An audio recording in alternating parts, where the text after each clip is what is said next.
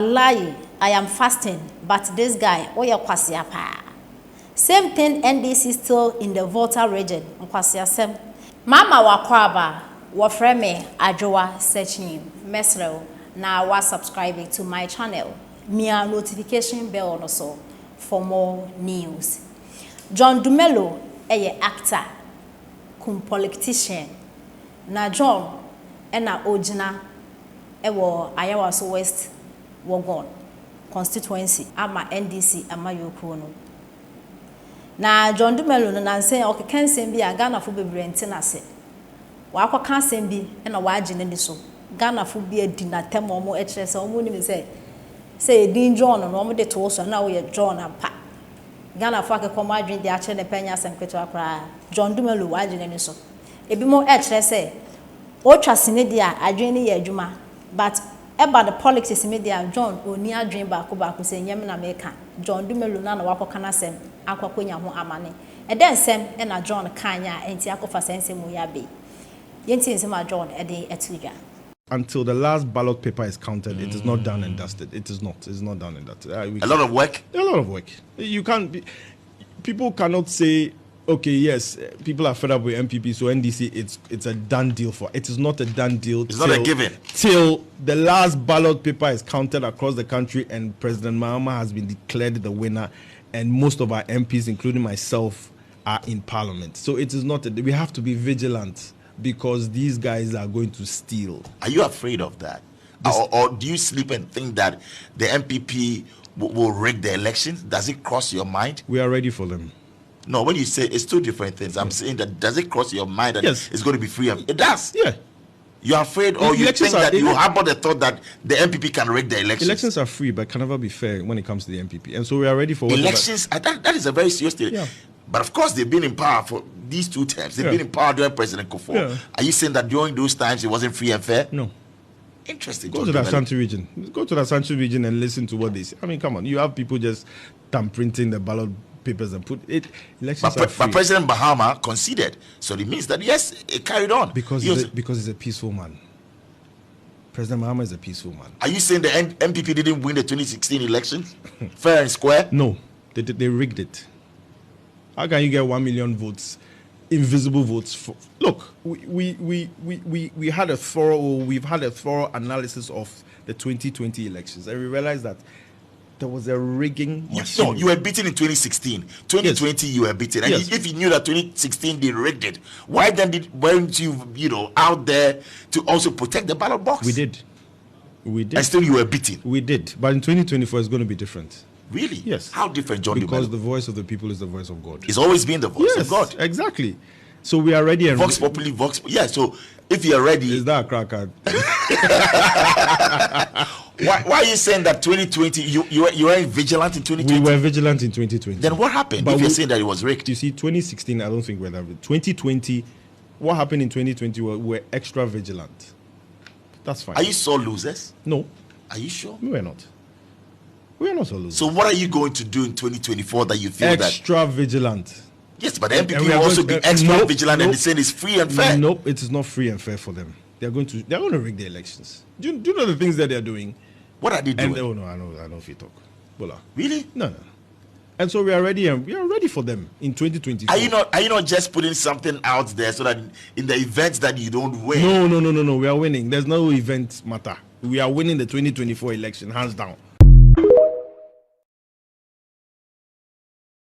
Ebusiafo ene ochiame a onim nasem ka osenana wasuma ensem sei ena John Dumelo etimi ahwenyame anim enya sa akopuduro no abeka akire yen Ghana fo se abatu ayeto Ghana hanom no NPP fo omu wini na yewia ena omu wie na me hwe video na etie nsam a John kan no na me se Ewrade NDC party ya one or two party no more higher dream say. Bra John. Ye de NDC for. Say ever since I started say to ba e Ghana hanom. From 92. Ebepim 2020 I to aba NDC for. Monfa pepesa e dia dance. Say figures a ye nyan e wo yi a abato ye to be emu.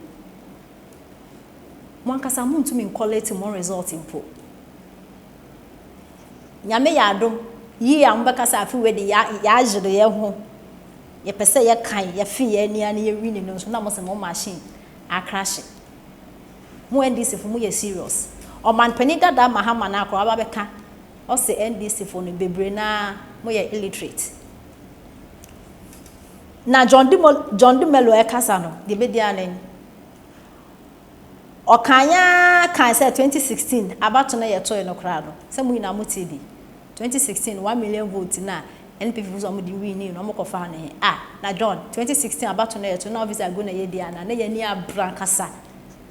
Because Papata Mills eja race no e de ma o man penda da John Dramani Mahama no na say COVID-19 sa time ne ba ya ka by this time ka Ghana ko bi adwane afia ke jadim na memu ni nkoyie na dum so asan so be kan for 4 good years ye kan this for say omo nti ye case ye to light mo no mo maye ye to mo so no mo adume no obi be say ye sije for de nya de on be ko heaven Bible say let there be light almost a year adume no o man penda da mahama na ndisi fo ye kwaka na moto ya yampia ye ntimi ntino me mo ye ntum kotogo na menim se togo ho na efidia o se dan 2016 abato na ye to no ye de ni bre ekọ nduma say nkofo ewu drawing dum so no companies e collapse movie industry kuma wood for ndey mu say o man penda da mahama ye mo mizan ntim kofa na aba no ye de say ni bring na the carbon ni ye so man penda da mahama kwen abofra 16 years kra 18 years kra onto abada only left from the right kra to abeti o man penda da mahama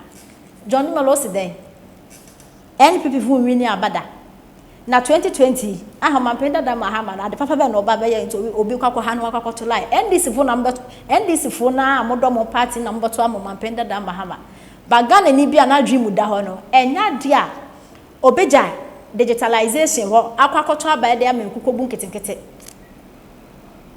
akwakoto aba ma 24 hour economy ayaba be di wachi anajo fufu anajo da bi sa fufu anajo ntimi ndi wachi anajo ntimi ndi ye ntimi nkosie ofun e wa wodomi cemetery 10 o'clock 11 o'clock ye ntumi ye sa adwuma no nti ye sremo e wa bra 24 hour economy na a good policy ben this fumu any laziness nti Mon pese sa 24-hour economy policy we be implementing here. When we say sa 24-hour economy, it comes with jobs. Mo be fa kwan ya mo ba mo be companies. Na youth na ya adwuma ya be run the shift no. Mo ahye dade de na wache na fufu anadwo so. Felix for so kwa hise be du anadwo hu Ghana obi oton wache anadwo da na wache wo de na anadwo beans wo de na anadwo. Kwakubu ahise fufu starch. Yen yefo nya kese.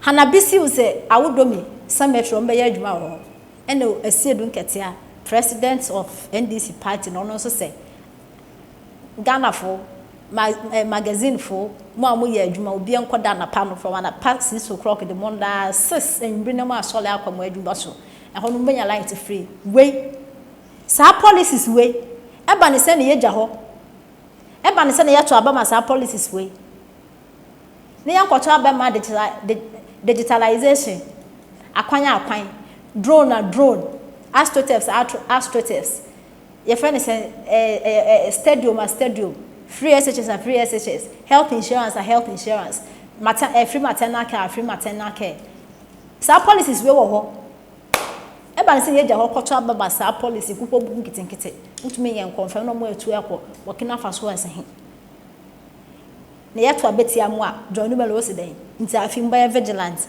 ani afim pokra sam mamunda so man penda da mahama so obema mo ataya na mo de anwe mupa mo ntra police station ho 4 days na edebeto abade be kenkan na mupa mu na mo nkoda ho mbere mo ba wi because mo banya no hwe mabe John Densem ho no okere ne Ghana fo bi nso ama no reply yenti reply omo de a man we eye ben and I watch say a V8 thief afraid of his shadow and I went so eye bonso and watch say Jimmy see who is talking about steal and I went so say thief fear thief I went so say wallahi I am fasting but this guy oya Kwasia pa same thing NDC still in the voter region Kwasia sem. So this is alternative. Siakwa. Okay. Then I went so HSA. I want to buy NDC for my kid to play with because the people there are not serious at all. And I went so Kofi Asamoah and our HSA who told you people are fed up. And I went so HSA collation of results was a problem for your party. Bolare, please ask him how many votes his presidential candidate got. Yes. And I went so HSA Massa. If you lose, you lose. And I went so HSA. Why always Ashanti region? It didn't happen in Volta region. And I went so fresh. And I will just say, keep dreaming. No campaign message, no proper message. Okay, internet and Sema Ghana Fubi Ede Amajon as reply.